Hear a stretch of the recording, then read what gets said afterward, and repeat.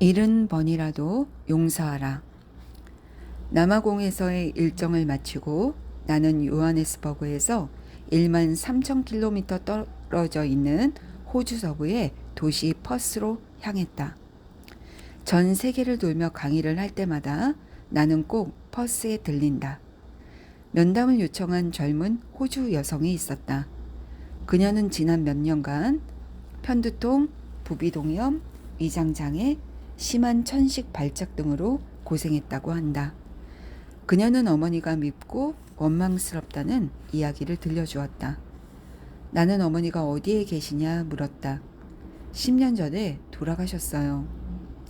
어머니가 돌아가시면서 뉴질랜드에 있는 여동생에게 재산을 남긴 듯 싶다.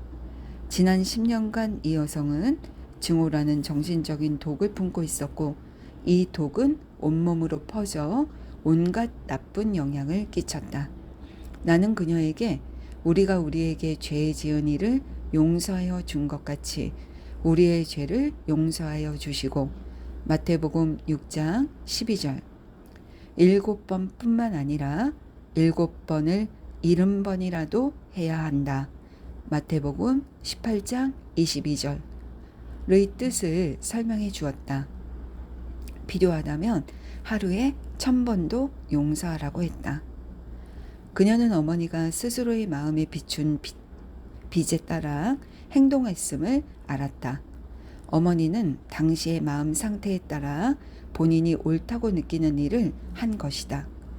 그녀는 어머니를 위해 기도해야 한다고 느꼈고 자신과 어머니를 축복했다. 기도는 마음의 상처를 치유한다. 그녀는 눈물을 흘리며 기도했다. 마음의 응어리가 풀려 기분이 한결 가벼워졌다. 하나님은 어머니를 축복하십니다.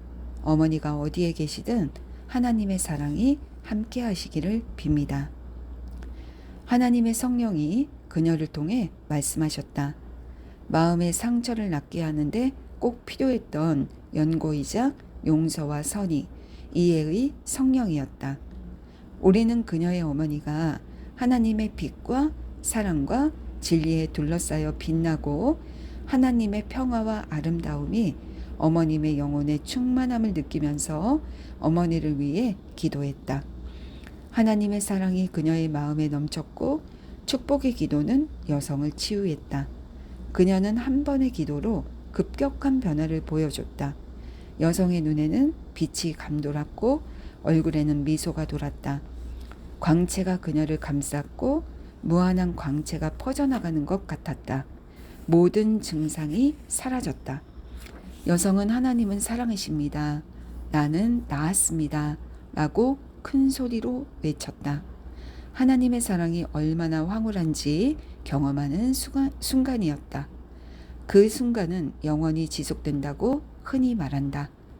7번을 70번까지도 용서하라. 사랑과 선의의 분위기를 만들고 서로를 이해하며 지은 잘못을 용서하도록 하자. 이 여성의 몸이 아팠던 원인은 바로 어머니를 향한 증오와 죄책감, 두려움 때문이었다. 그녀는 어머니를 미워하는 게 옳지 않은 걸 알았기에 죄책감이 들었고 죄책감은 어머니에게 악감정을 품어 벌을 받을지도 모른다는 공포심을 불러일으켰다. 두려움은 하나님의 사랑의 막을 상징하는 섬세한 점막을 수축시킨다. 하지만 그녀가 용서의 영에 들어가고 영혼을 사랑으로 채우자 순간적인 치유가 일어났다. 사랑은 사람을 자유롭게 한다. 사랑은 다른 사람에게 베푸는 것이다. 사랑은 하나님의 영으로 얼어붙은 감정을 녹인다. 사랑에는 높이와 깊이가 없고 오고 가지도 않는다. 사랑은 모든 공간을 채운다. 고대인들은 이를 사랑이라고 불렀다. 다른 사람을 용서했는지 알아볼 수 있는 시금석은 바로 사랑이다. 나에게 모욕을 준 사람에게 좋은 일이 생겼다는 소식을 누군가가 내게 전해주었다고 가정해보자. 어떻게 반응하겠는가? 화를 내겠는가? 기분이 언짢을까? 차라리 안 좋은 소식을 들었으면 하는가? 그렇다면 이 사람을 아직 용서하지 못한 것이다. 감정의 응어리가 여전히 남아있는 것이다. 우리는 앞서 살펴본 기도를 실천하고 사랑을 줌으로써 미움의 뿌리를 시들게 할 수 있다. 나를 욕보인 사람에 관해 좋은 소식을 듣고 기뻐할 수 있을 때까지 기도하자. 그가 어떤 사람인지, 실체가 무엇이든지, 어디에 있든지 상관없이 하나님의 법칙이 모든 사람에게 작용하는 것을 보고 기뻐해야 한다.